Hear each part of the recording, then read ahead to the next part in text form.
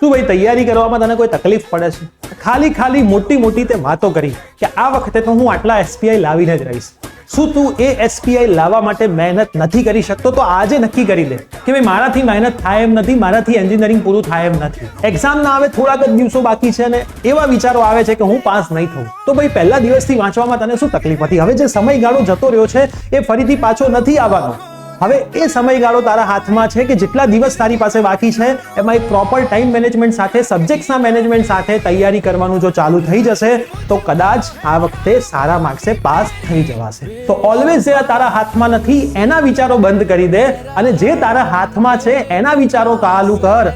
અને તારા પેરેન્ટ્સના એ ડ્રીમ્સને યાદ કર, તારા પોતાના એ ડ્રીમ્સને યાદ કર, તારા ટીચર્સના એ ડ્રીમ્સને યાદ કર કે જેણે નક્કી કર્યું હતું કે આ વિદ્યાર્થી આ વખતે સારું રિઝલ્ટ લાવીને બતાવશે.